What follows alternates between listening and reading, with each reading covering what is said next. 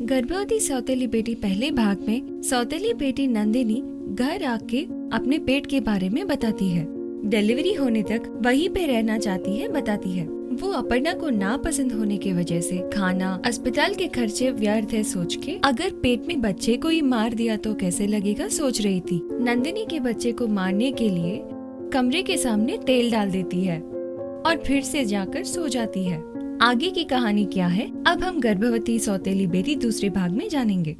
अगले दिन सुबह होते ही सुबह हो गया लगता है। पेट से हूँ फिर भी काम करना पड़ेगा। वही अगर माँ जिंदा होती तो क्या वो मुझे नीचे ऐसे सोने देती है? ऐसे सोचकर दुखी होके नंदिनी नींद से उठती है। दरवाजे के पास आती है।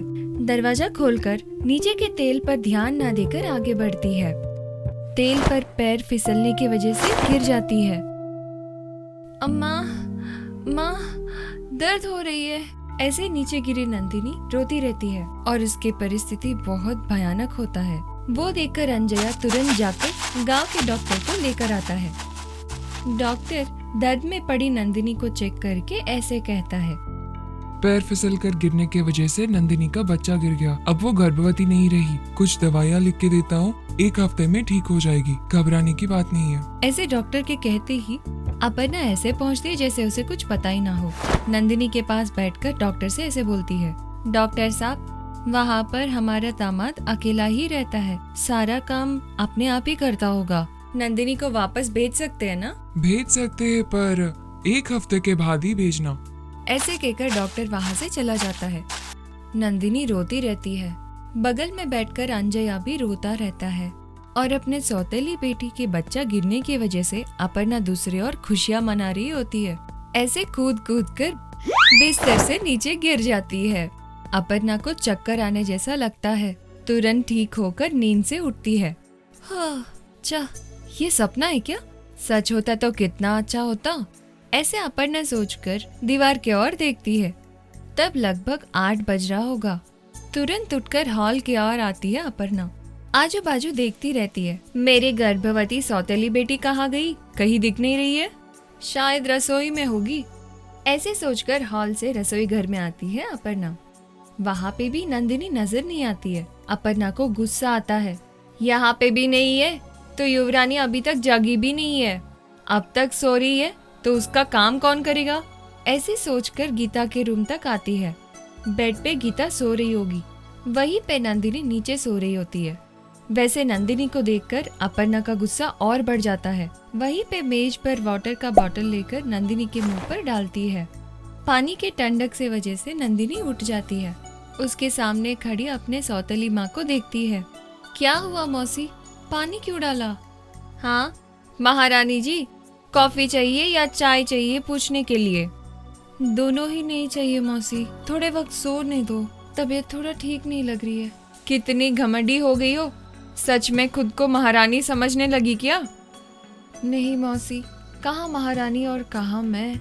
तुम महारानी नहीं हो, काम वाली हो। उठ अभी, जाकर रसोई घर में बासी बर्तन धो और बाहर साफ करके रंगोली करो। कौन करेंगे ये सब? मैं ही करूँगी मौसी, मैं ही करूँगी मौसी, कहकर अभी भी यही हो। उल्टा जवाब ना देकर नंदिनी उस रूम से हॉल में आती है। वहाँ पर हंसते हुए अंजया सामने आता है। अब तुम्हें बहुत सावधान रहना होगा। बिना विश्राम किए कहाँ जा रही हो? खुद के काम करने में कैसा हरज है पापा? कुछ भी ना जवाब देकर अंजया वहाँ से चला जाता है। नंदिनी बाहर आकर झाड़ू से आंगन साफ करती रहती है।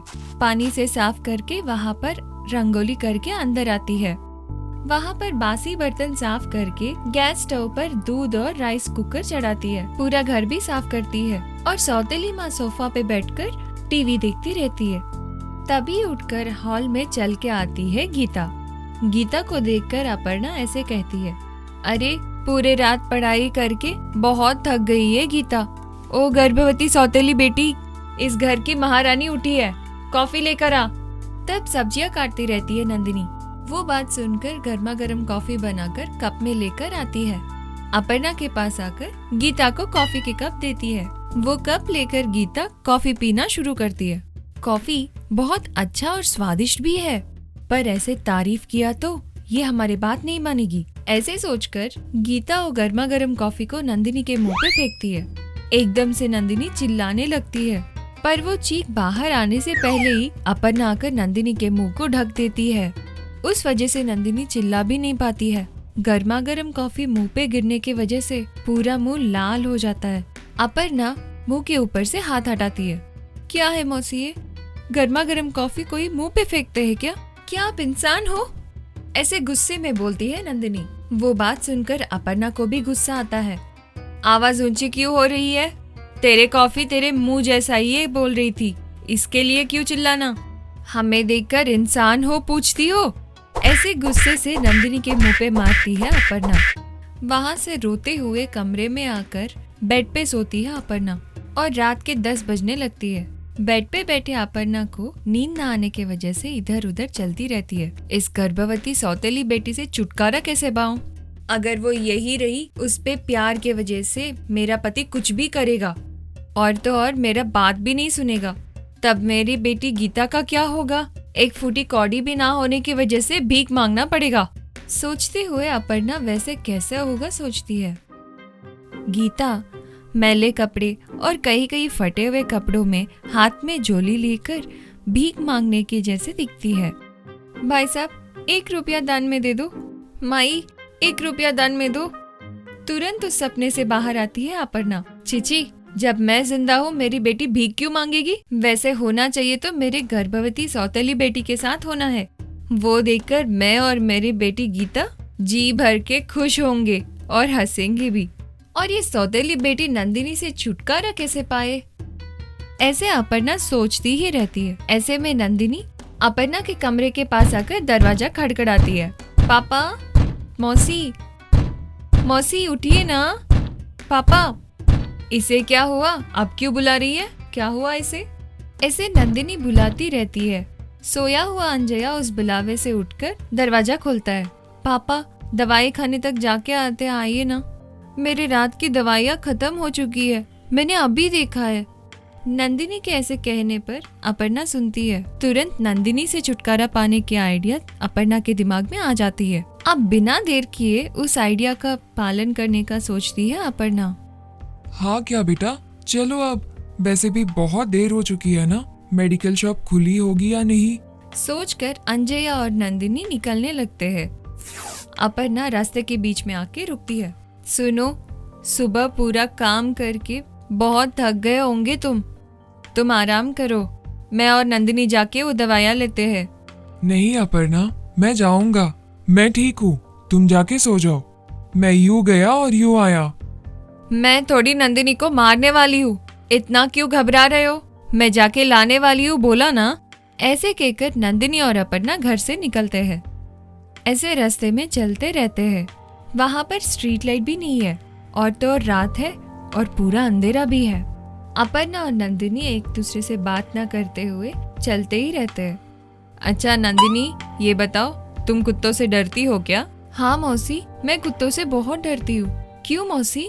अपर्णा बिना कुछ बोले वहाँ पर एक पत्थर उठाकर सोए हुए कुत्ते पे फेंकती है। वो कुत्ता उठकर इन दोनों को देख के भौंकती रहती है।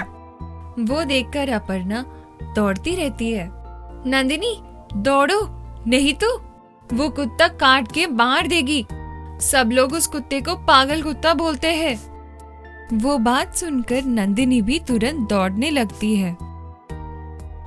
वो कुत्ता भी भौंकते हुए नंदिनी की ओर आने लगती है। अपर्णा एक दीवार के पीछे छुपकर ये सब देखती रहती है। वो कुत्ता नंदिनी के पीछे भागती रहती है। नंदिनी भी दौड़ते हुए आगे चलती रहती है। और उसके आगे क्या हुआ हम जानेंगे तीसरे भाग में।